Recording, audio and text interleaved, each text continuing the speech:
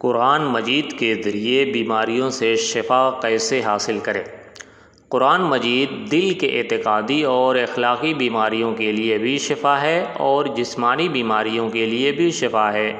اس لیے نبی کریم صلی اللہ علیہ وسلم جب بیمار ہوتے تو معوذات پڑھ کر اپنے اوپر دم کرتے۔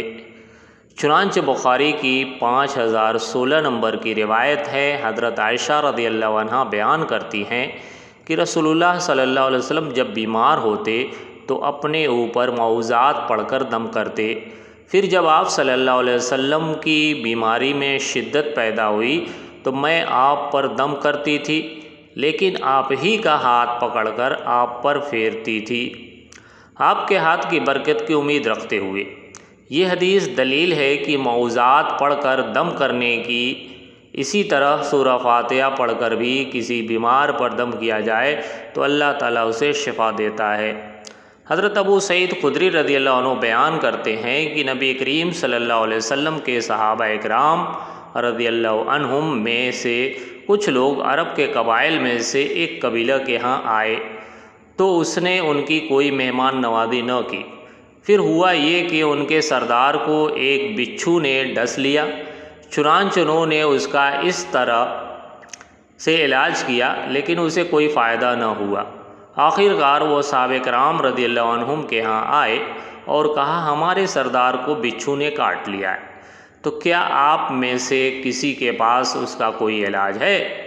ان میں سے ایک نے کہا، ہاں میں اسے دم کر سکتا ہوں، لیکن بات یہ ہے کہ تم لوگ تو وہ ہو کہ تم نے ہماری مہمان نوازی ہی نہ کی، اس لیے میں اس وقت تک دم نہ کروں گا جب تک تم ہمیں اس کا معاوضہ نہ دو۔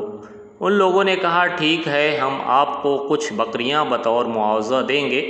چنانچہ وہ صحابی گئے اور اس پر سورہ فاتحہ کو پڑھا اور جس جگہ پر اس کو بچھو نے ڈسا تھا وہاں اس نے ہلکا سا تھوک دیا، اس سے وہ بالکل ٹھیک ہو گیا، اور انہوں نے جو بکریاں انہیں دینے کا وعدہ کیا تھا وہ انہیں دے دیں۔ صحابہ کرام رضی اللہ عنہم نے آپس میں کہا، یہ بکریاں تقسیم کر لیں۔ تو جس صحابی نے دم کیا تھا انہوں نے کہا، نہیں، جب تک ہم رسول اللہ صلی اللہ علیہ وسلم کی خدمت میں حاضر نہیں ہوتے اس وقت تک کچھ بھی نہ کریں۔ چنانچہ وہ جب رسول اللہ صلی اللہ علیہ وسلم کی خدمت میں حاضر ہوئے تو پورا واقعہ عرض کیا۔ آپ صلی اللہ علیہ وسلم نے فرمایا، تمہیں کیسے پتہ تھا کہ سورہ فاتحہ پڑھ کر دم کرتے ہیں؟ پھر آپ صلی اللہ علیہ وسلم نے فرمایا، تم نے ٹھیک کیا، لہٰذا تم یہ بکریاں آپس میں تقسیم کر لو اور میرا حصہ بھی نکالو۔ بخاری 2276۔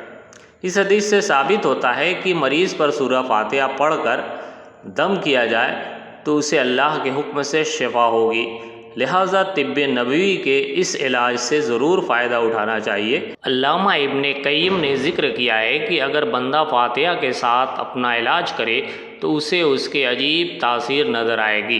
وہ کہتے ہیں کہ میں مکہ مکرمہ میں کچھ عرصہ مقیم رہا، اس دوران مجھ پر ایسی مختلف بیماریاں آئیں کہ مجھے ان کے لیے نہ کوئی طبیب ملا اور نہ علاج میسر آیا۔ چنانچہ میں اپنا علاج سورہ فاتحہ کے ساتھ کرتا تھا، جس کی مجھے عجیب تاثیر نظر آئی۔ پھر میں نے یہ علاج کئی لوگوں کو بتایا جنہیں درد وغیرہ کی کوئی تکلیف ہوتی تو ان میں سے بیشتر لوگ شفا یاب ہو گئے۔ اس حدیث سے ثابت ہوتا ہے کہ مریض پر سورہ فاتحہ پڑھ کر دم کیا جائے تو اسے اللہ کے حکم سے شفا ملے گی۔ ایسا کیوں نہ ہو کہ جب سورہ فاتحہ ہی قرآن مجید کی سب سے عظیم سورہ ہے۔ حضرت ابو سعید المعلی رضی اللہ عنہ بیان کرتے ہیں کہ میں مسجد میں نماز پڑھ رہا تھا کہ اس دوران رسول اللہ صلی اللہ علیہ وسلم میرے پاس سے گزرے۔ آپ صلی اللہ علیہ وسلم نے مجھے بلایا لیکن میں آپ صلی اللہ علیہ وسلم کی خدمت میں حاضر نہ ہوا، یہاں تک کہ میں نے نماز مکمل کر لی۔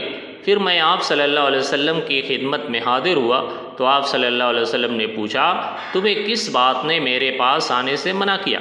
میں نے عرض کیا، اے اللہ کے رسول صلی اللہ علیہ وسلم، میں نماز پڑھ رہا تھا۔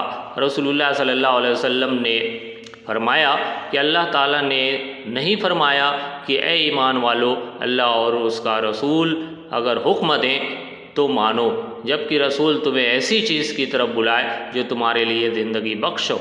پھر آپ صلی اللہ علیہ وسلم نے فرمایا، کیا میں تمہیں مسجد سے نکلنے سے پہلے قرآن کی سب سے عظیم سورت کے بارے میں نہ بتلاؤں؟ اس کے بعد جب ہم مسجد سے باہر نکلے تو میں نے عرض کیا، اے اللہ کے رسول صلی اللہ علیہ وسلم، آپ نے فرمایا تھا کہ میں تمہیں قرآن مجید کی سب سے عظیم سورت کے بارے میں بتلاؤں گا، تو آپ نے فرمایا وہ سورہ فاتحہ ہے، اور یہ وہی سورہ ہے جس کی 7 آیات بار بار دہرائی جاتی ہے، اور یہی سورہ وہ قرآن عظیم ہے جو میں دیا گیا ہوں۔ اللہ ہمیں طب نبوی سے علاج کی توفیق دے، آمین۔